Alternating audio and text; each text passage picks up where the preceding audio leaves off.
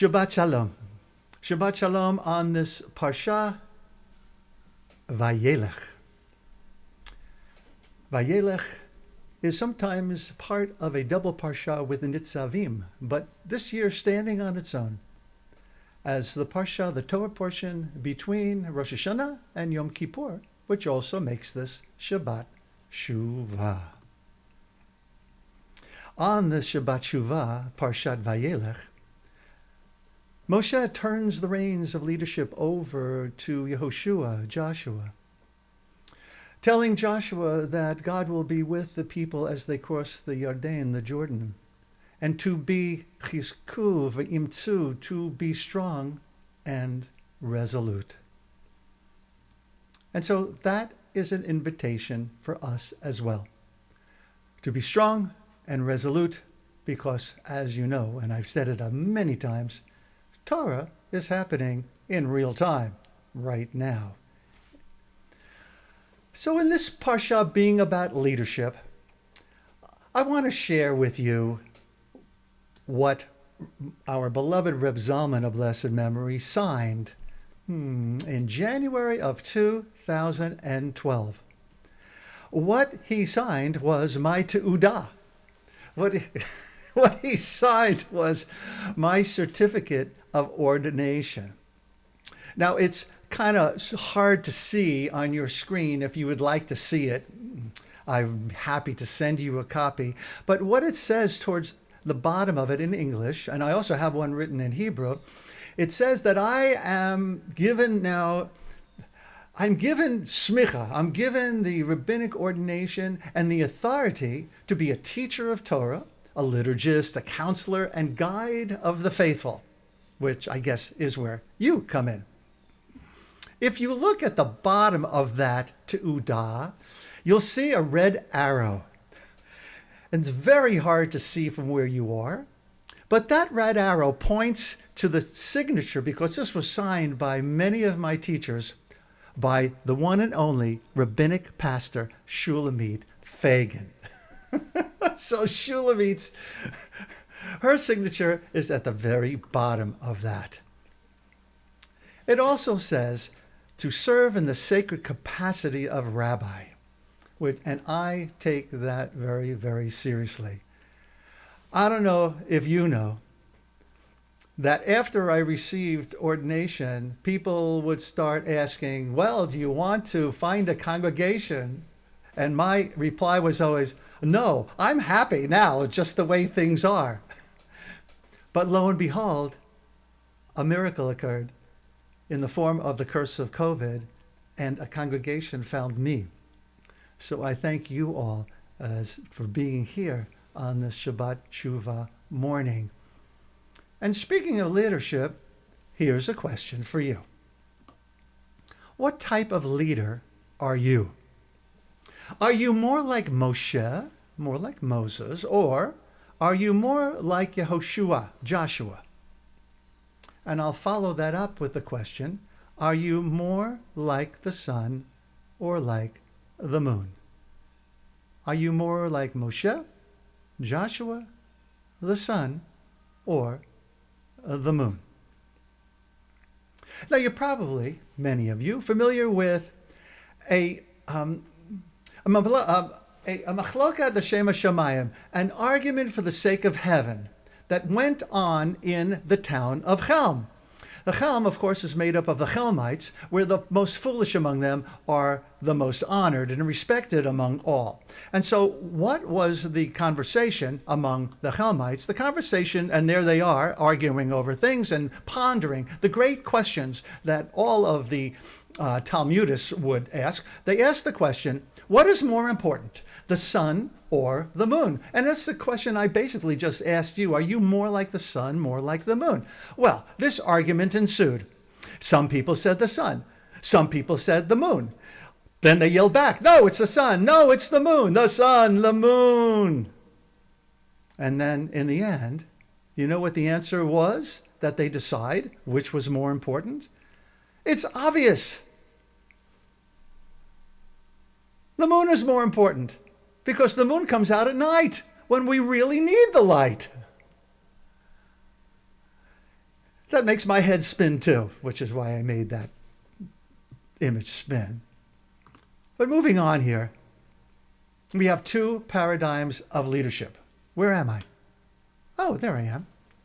These two paradigms of leadership are mentioned in Bava Batra, the Masechet, one of the chapters of the Talmud, the sections, where it says, Pnei Moshe, the face of Moshe, Kifnei Chama, is like the face of the sun. Pnei Yehoshua, the face of Joshua, is like the face of the moon. Moshe, like the sun. Joshua, like the moon. Let's explore what they might have been thinking about that. And let's compare Moshe with Yehoshua in their leadership styles. First of all, Moshe. When Moshe had to cross the Yam Suf, the Red Sea, or the Sea of Reed, with the Jewish people, he does it by using his mighty staff. Right? He raises his staff, the sea parts, all in cahoots with Yud-Heh Vav-Heh. Moshe goes it alone. He and his staff, he and Yud-Heh Vav-Heh. Yehoshua is a little different in his leadership skills. In contrast to Moshe, Yehoshua had to cross the Jordan with the Jewish people. He tells them, we can cross the Jordan only when there is a representative of every tribe. Okay, so Nu, what does that tell us? It tells us that he worked in cahoots with God and with the people. There was a different kind of leadership going on here.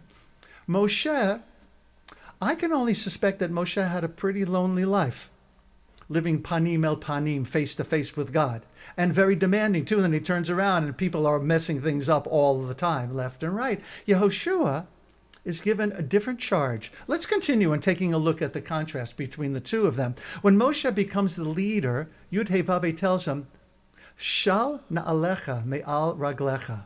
Take off your shoes. Where's that shoe? Oh, there they are.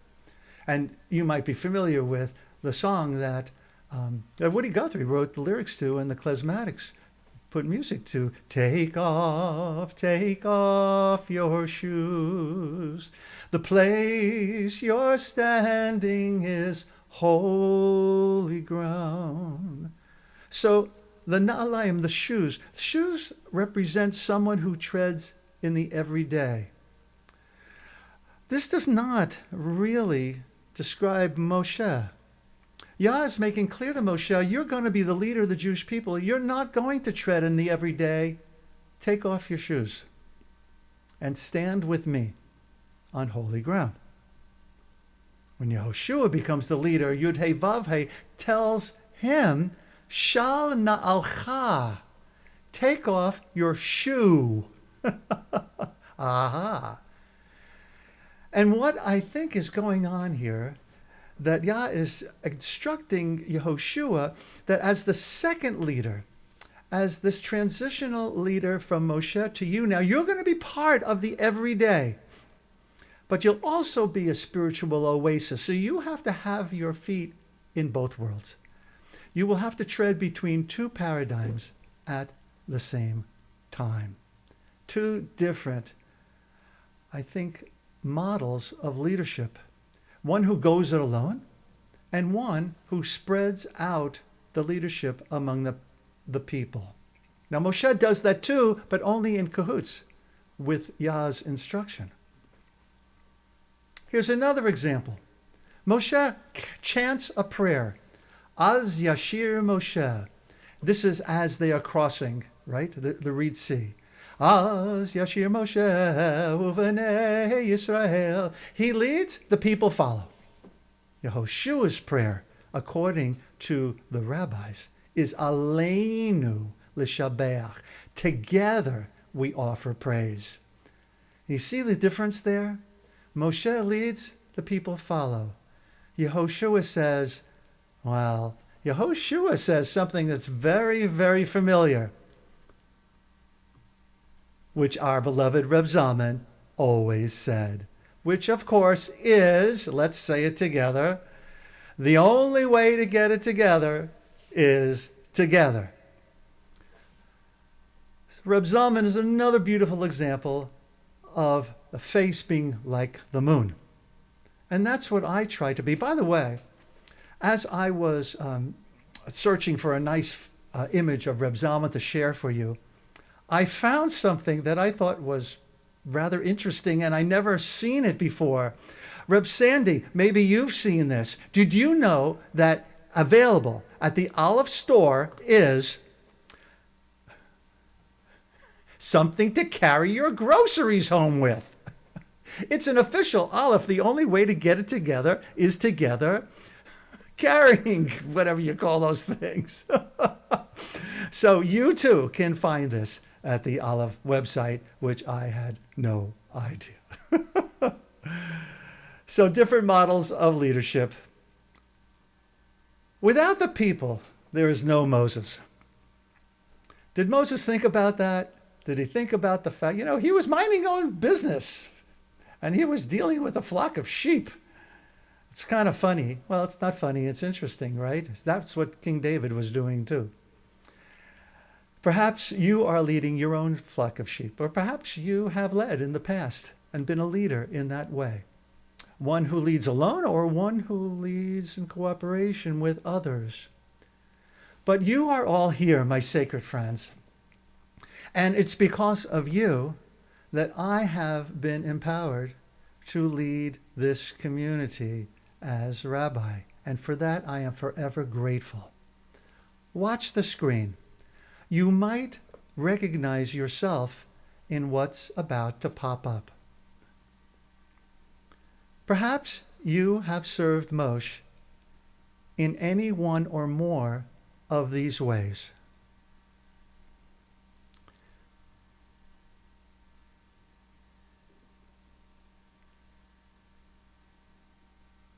For all of this and more, I am eternally grateful.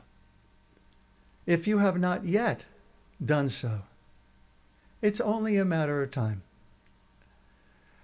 Because, as I always say, your holy presence here, Dayenu, is enough. And I am grateful for that always as well. Oh, I need to take my picture off so you can see what's up in the left-hand corner. And so, on the Shabbat VaYelech, the Shabbat Shuvah, as I strive to lead like Joshua, may we continue to work and play together in community, to strengthen each other, and in turn, to be strengthened. Shabbat Shalom, Shana Tova. May these 10 days of Teshuvah serve you in a way to bring you closer to who you were always meant to be.